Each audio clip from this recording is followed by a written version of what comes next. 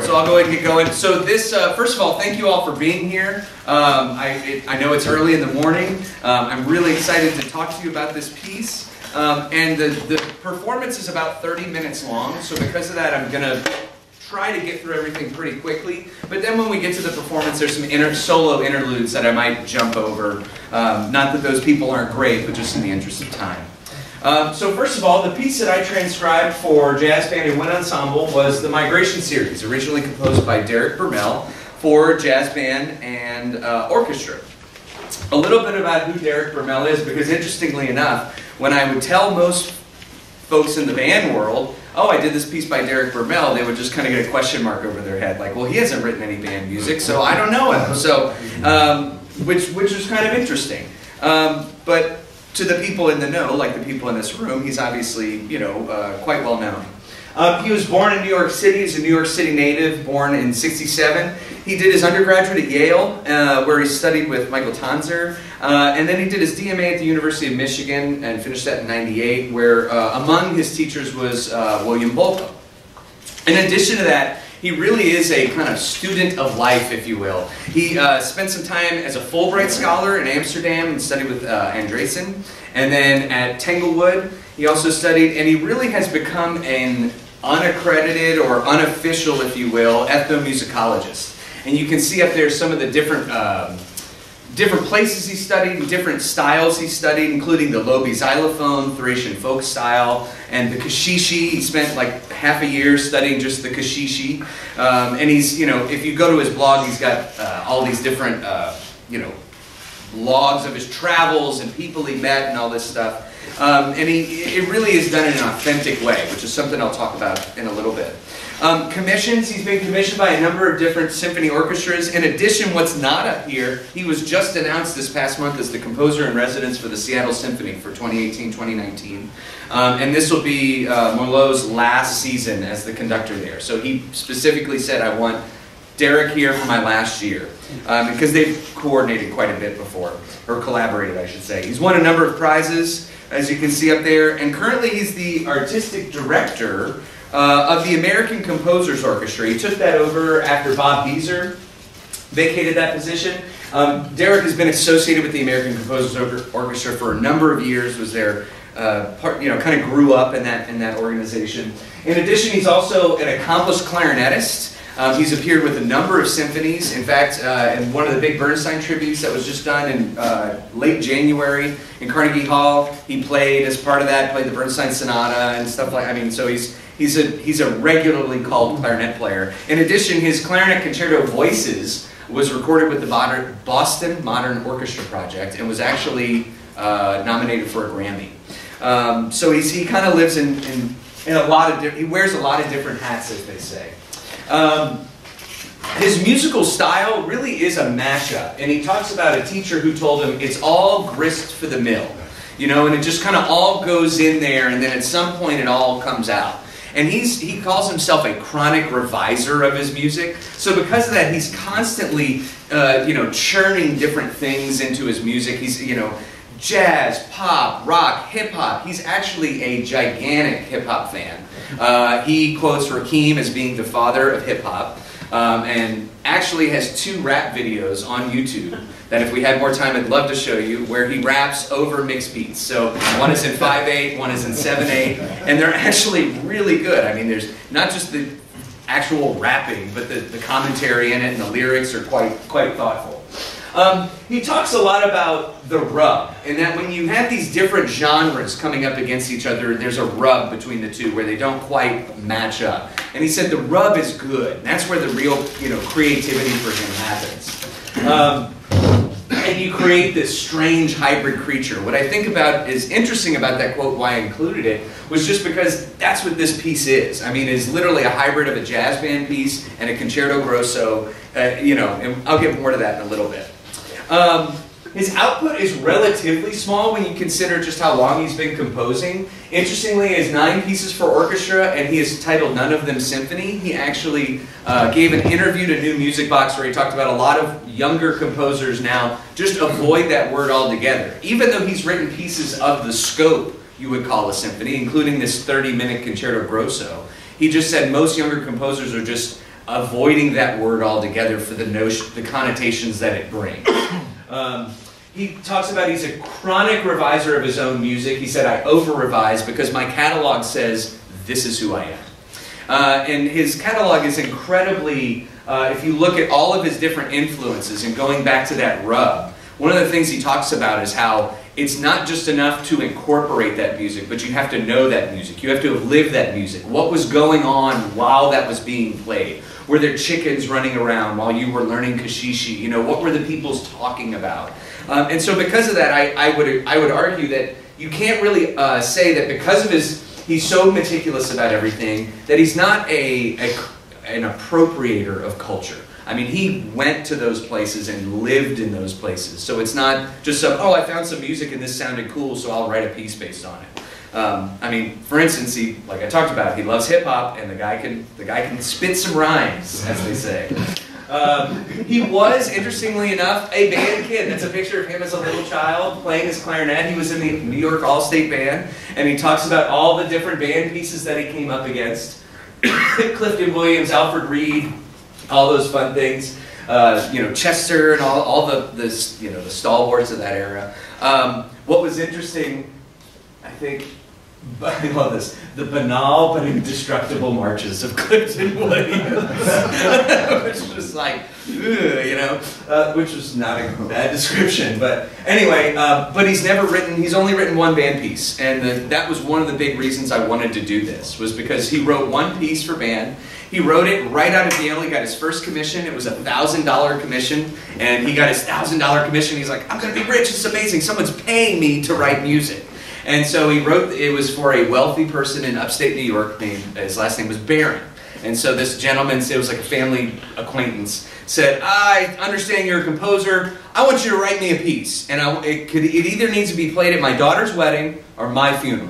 That's what I want it to be for, which is, you know, quite interesting. So he writes this piece, and he's really proud of it, and all the different things he's done, and he never gets paid. And so he calls the guy, and the guy says, oh, I'm not going to be taken for a rube. This was garbage. You sent me garbage. And so he had a really bad taste in his mouth about it. And he finally had to have a lawyer send a letter to get his measly $1,000 for all the work he did. And so he never wrote for band. And so that was actually a band march. Later on, he retitled it the Ides March. It was not premiered until 15 years later by the University of Michigan Symphony Band with Bob Reynolds conducting. And he retitled it Ides March because it was premiered on March 15th. So beware the Ides of March. Which again kind of folds into that whole why I really think he's just been burned by band. You know, at that early stage, it was just, I'm done, it's nuts. So, and it's not really band's fault, it was this benefactor. So a little bit about the piece, the Migration Series for Jazz Band and Orchestra. It was commissioned by Wynton Marsalis and the Jazz at Lincoln Center Orchestra. They were introduced by a mutual friend, Sharon Ray. And it was a joint venture by the Jazz at Lincoln Center Orchestra and the American Composers Orchestra. The American Composers Orchestra wanted to explore the world of improvisation and how it could fit into the orchestra world. They were trying to rub these two things up against each other. So who better to call than the guy who talks about the rub all the time? He talked about, as he was doing it, he was inspired by seeing the Jacob Lawrence series called the Migration Series, which I'll talk about in a second, and how it's a series of 60 paintings, and that it had one giant narrative, and because of that he decided to make one long 30-minute work. And he decided to put the jazz band right in the middle of the orchestra and literally cast them as a group soloist. Although he never uses the term concerto grosso, it really functions as a concerto grosso for jazz band. I mean, he talks about some of his different, inspirations for this. Gunther Schuller, obviously, I mean, is a name that comes up with his work in third string, Mingus, Ellington, all those things. So anyway, a little bit about the actual painting series that this piece is based on by Jacob Lawrence. I was woefully ignorant of Jacob Lawrence when I started this. Except that I had seen a story on CBS Sunday Morning about this artist who all these NBA players were starting to buy all his paintings. And now, like literally in the last 10, 15 years, it's become a hot commodity after being largely forgotten after his heyday in the 20s, 30s, and 40s. What was interesting about Jacob Lawrence is that despite being, you know, growing up in the 30s and 40s and being an African-American male in the 30s and 40s, he was quite dedicated to highlighting who he considered martyrs and leaders of the civil rights movement. And he didn't, there's not much talk about him being censored, only because I think it just really wasn't paid attention to as much because of that, the time era and what he was doing. What I thought was interesting is the last line is that he highlighted the contradictions between the American dream and contemporary American society. And so he was very interested in what reality was like for real people. It actually, the series chronicles the Great Migration of African Americans from the rural South to the industrial North before World War I, and then continuing between the two World Wars and then after World War II. They were promised, you know, a lot of these folks were promised better lives in the North, and then that didn't always play out as we thought it would. And then so a lot of folks were affected by that, including his own parents. He was a child of the Great Migration. And so he decided to chronicle this, and the project was funded by the WPA, which, again, is how many things that we still have today were funded by that one huge act. What's interesting is that it was originally titled The Migration of the Negro. He himself changed the name later. And he conceived it as a single work, and they're all small paintings, and there's a uniformity of color and shape. And because of that, he also gave like one-sentence captions to each one. So that, you know, and some of them were as stark, like the last one is, and the migrants kept coming. And so he kind of left the piece open-ended, which I'll talk about how it was reflected in the piece. But because of that, it creates a narrative over 60 different paintings.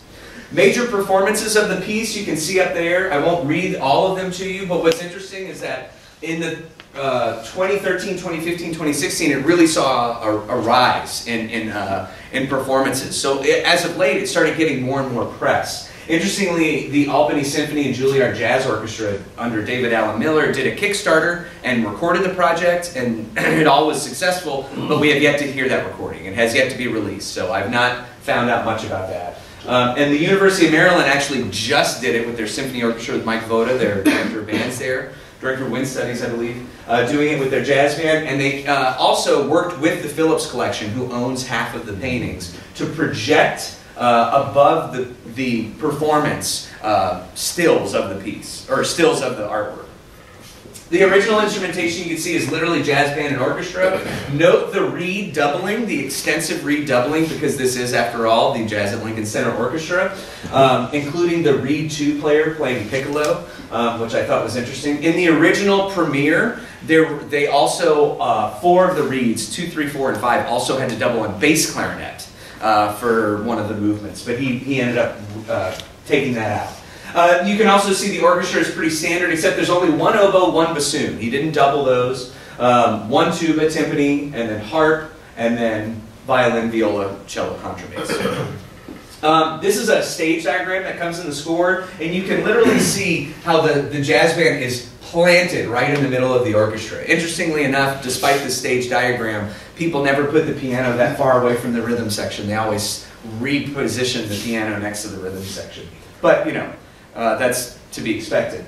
The movements, it's 5 movements with 3 interludes. The 3rd and 4th movement are a taka straight into them, so it literally is a non-stop 30-minute piece. The interludes are generally soloists from the jazz band, sometimes one, sometimes the entire jazz band, but this keeps like a running narrative throughout the piece.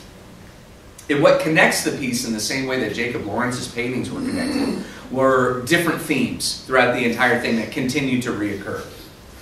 The first theme is in the very first movement called Landscapes. And you see it's just 4 notes in E Dorian. Da, da, da, da. It's pervasive throughout the piece. You get it all the way into the 5th movement in different variations. What's interesting about this is that to create the sound that he creates, he does half of the violins are arco and half of the violins are pizzicato. So, and then with that you have the harp also playing pointed styles. And then you see this accompaniment in violin and viola, who are also divisi, arco, and pizzicato. So because of that, you've got the sustain as well as like fronts to each note. So because of that, it creates a really interesting sonic phenomenon, if you will, that was really fun to deal with in the wind transcription. And that's pretty much the basis of the first movement, that is really led by the first trumpet player, or excuse me, the fourth trumpet player. The fourth trumpet player is Wynton Marsalis in the original. Wynton Marsalis always plays the fourth trumpet part. In fact, I even found a reference about him giving an interview about why he likes to do that. He gave some really great answers, and I hope he never watches this, but I think it's just because he doesn't want to play all the high notes anymore. It's just a lot of work to do, you know? So he does his thing from the fourth, and he kind of, you know, he's running the whole show, and then all the crazy high stuff, he's got somebody else who can deal with that stuff. The first interlude that comes after the first movement is completely by just the piano player from the jazz band, and that's the entire instructions that person gets. Whole tone scale, all that stuff. And it's just left open-ended. After a lynching is just, the title itself is quite stark. I mean, it really grabs you. And because of that, this is really one of the first movements where it starts kind of taking a turn, if that makes sense. So we start seeing more of that brutal realism of what he's trying to depict. So it starts with really just a simple melody and the piano comes right out of the interlude, and it sounds, you'd swear when you hear it, it sounds just like the Hoagie Carmichael, Georgia on My Mind. I mean, you can see the opening bars. So anyway, every time I play it for people, they're like, oh, that's just Georgia. Well, sort of. There's a second theme in After a Lynching that's mostly carried by the solo trumpet player. And most of the second movement is just an alternation between those two themes, back and forth.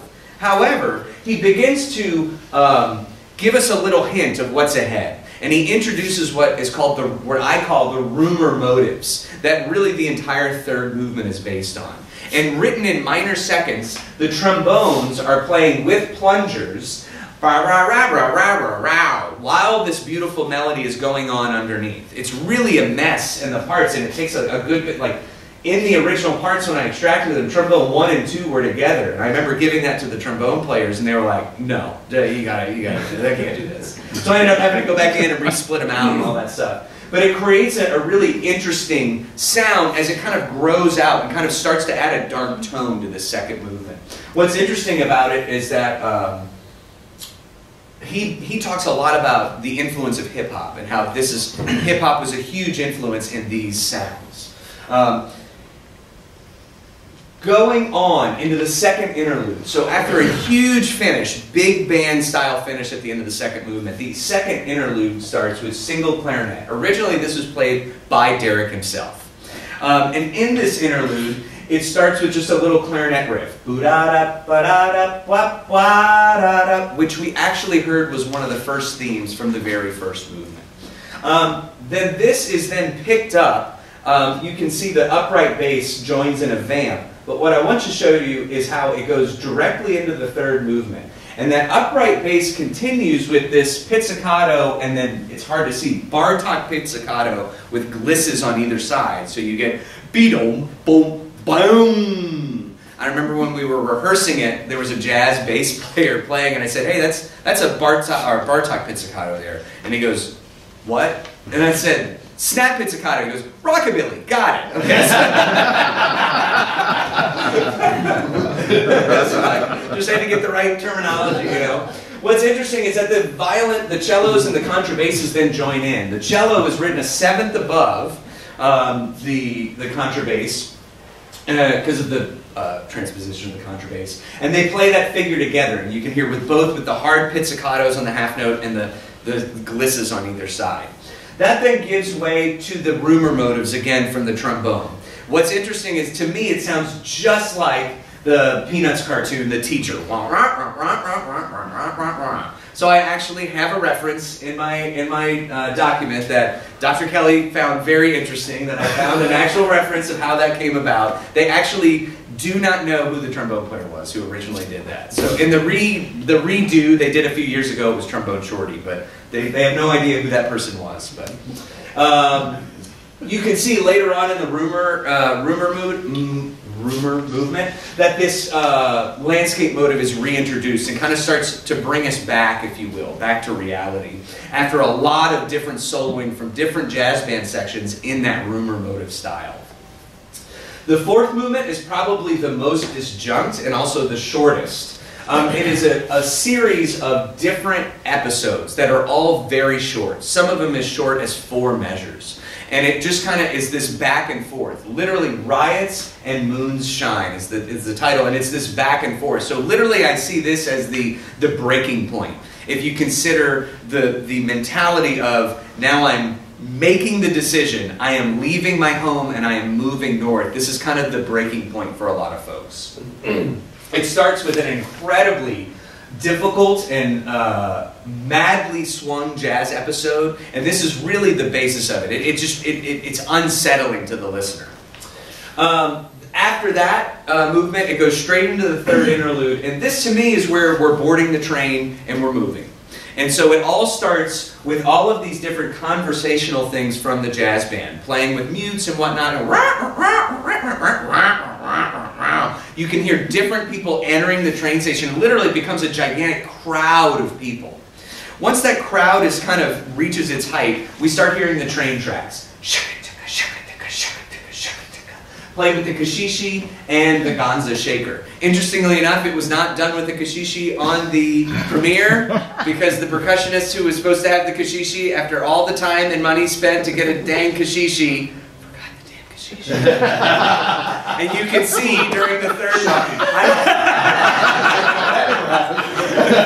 and that person will remain nameless, but he does have long blonde hair in the video. And you can see him during the second interlude where the clarinet solos is going.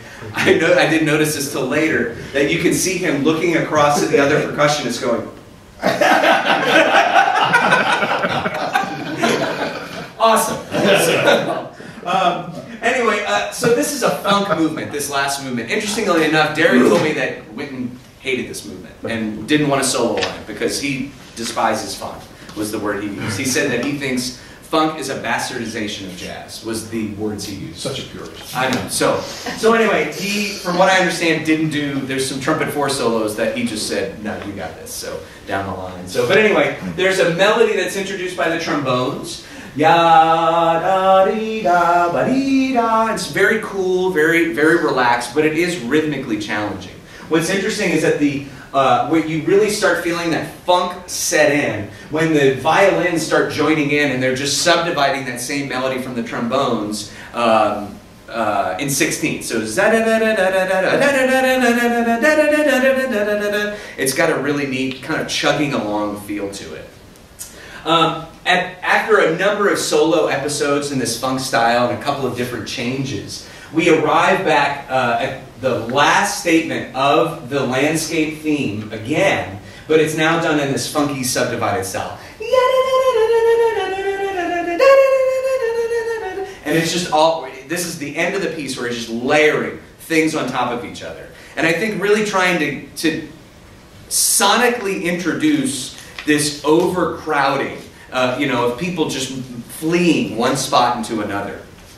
The very end is, again, he just layers this different ostinato and different rhythmic values, and it just becomes cacophonous on top.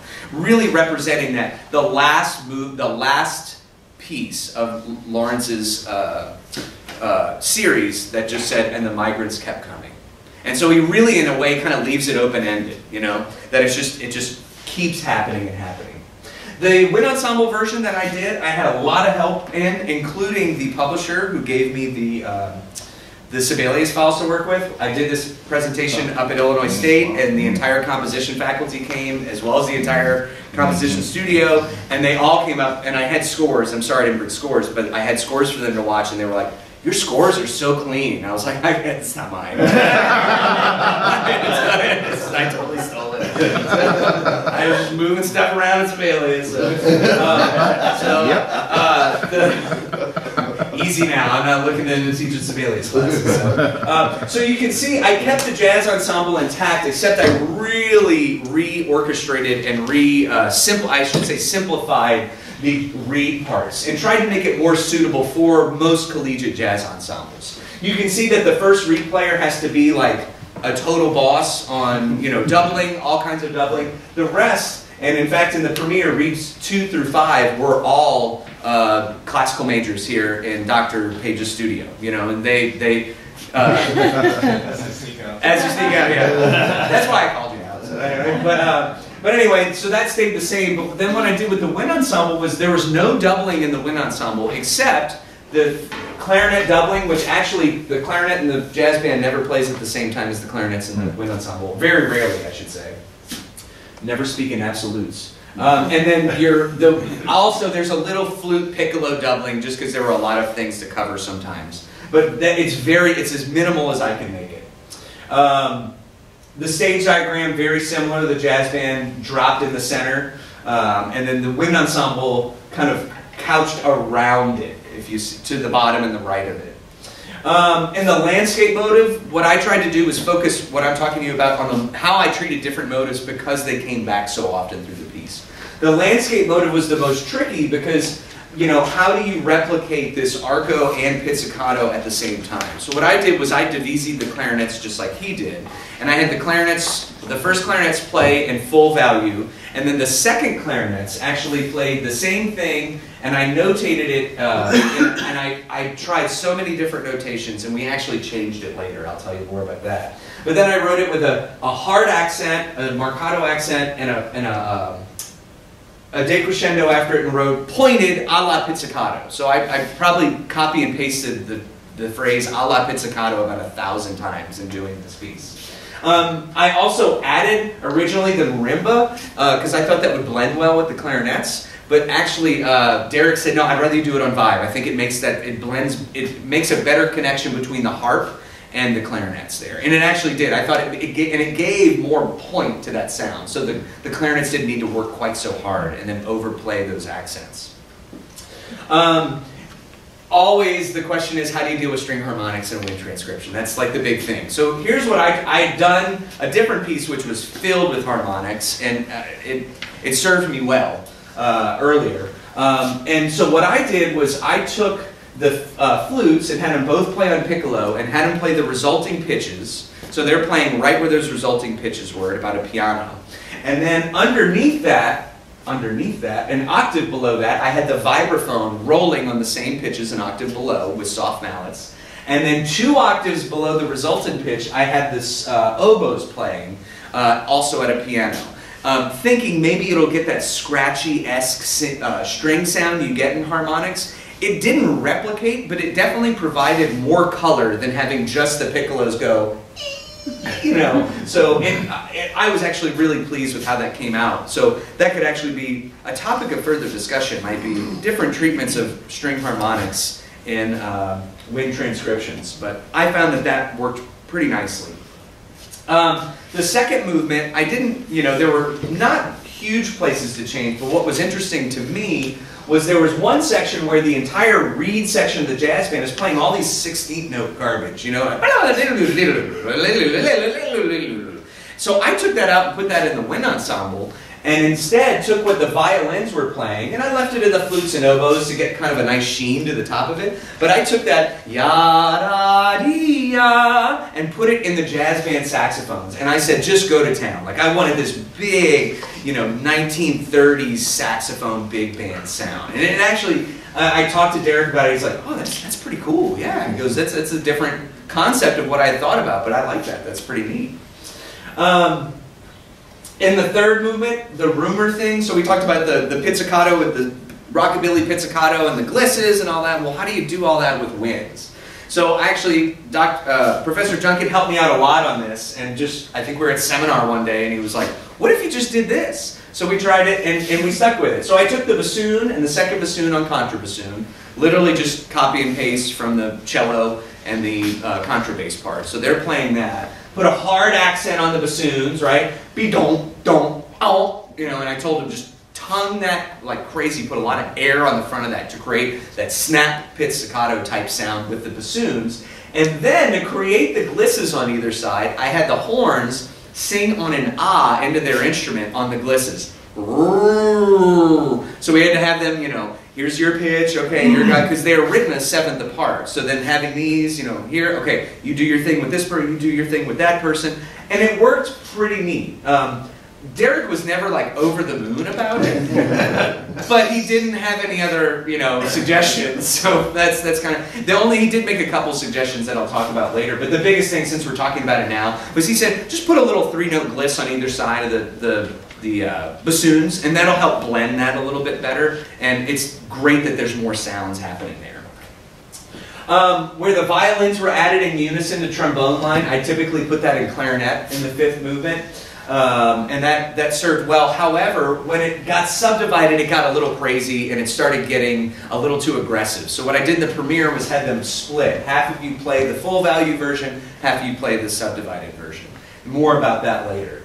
Same thing here when the landscape motive returns, that it ended up being too aggressive. It didn't have that same cool, you know, chugging along feel of the violins.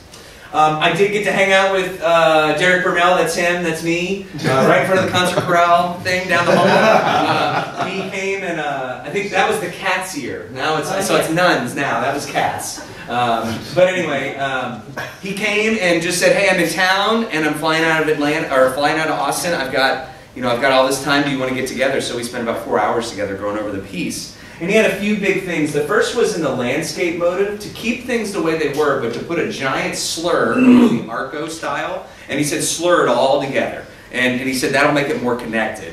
And he said, then with the pizzicato, put that in half. So where I had a half note with a decrescendo going in, he said, just make that a quarter note. And he thought that would work better. We talked also about the snap pizzicato just now and what he had for that. This was the most like, really, dude? Really? He said he was looking at this movement, and you can see it starts on the upbeat of 1, and it's got all these different things, and he's sitting there looking at it and goes, you know, I wrote this wrong. He goes, the whole thing should be shifted left an 8th note.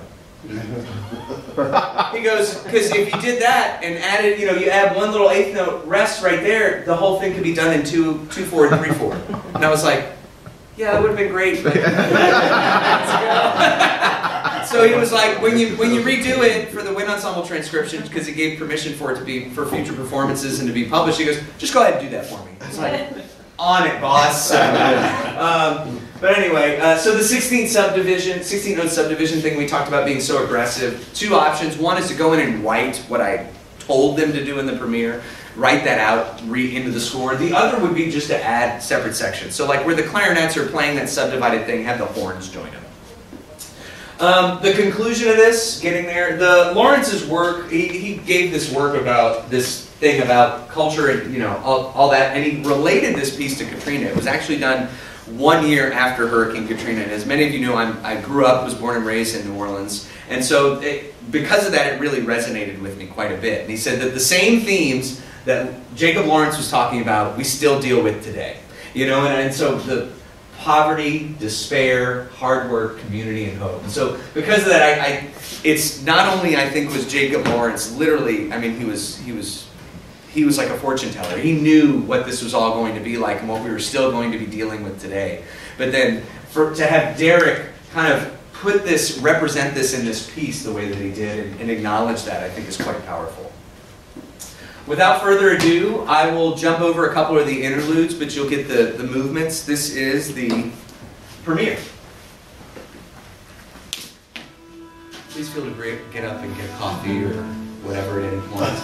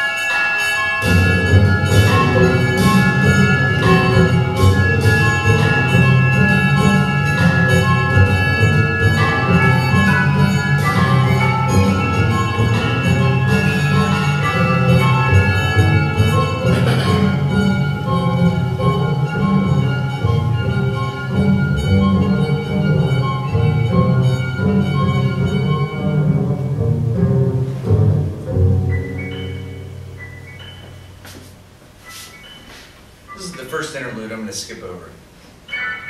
That was Thomas Myglinski was the player for that and was just a wonderful 18-year-old freshman who agreed to do this.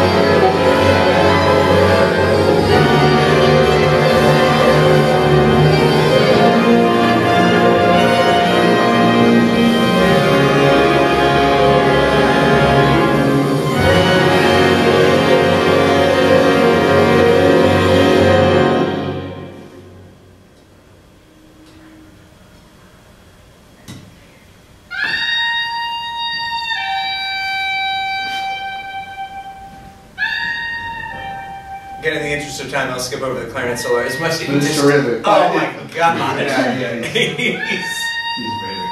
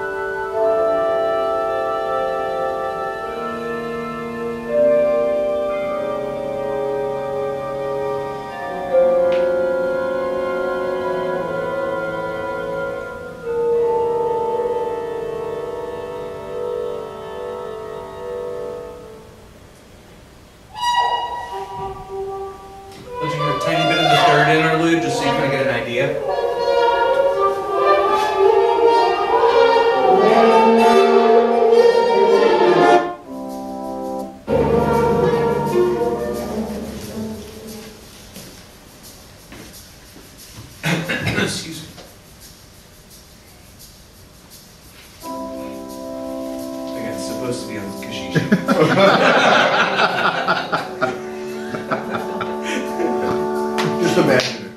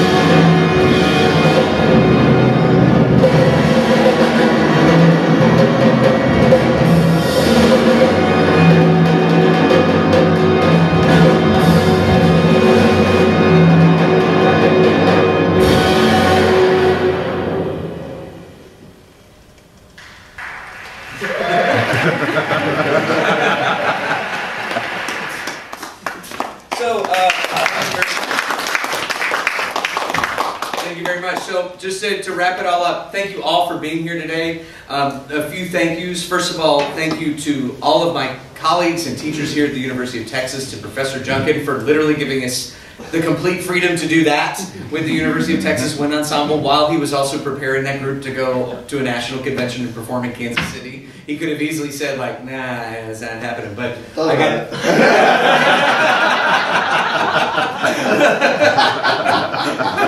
Hopefully the work we all did as teaching assistants and mentor made up for it, you know. So. But I really appreciate everything he did. And in addition, this piece and this entire experience to me really felt like it encapsulated everything about me.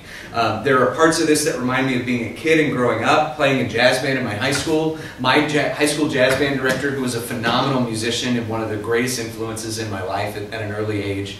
There's parts in there where I look at that and go, that's my high school band director, coaching our jazz band, you know.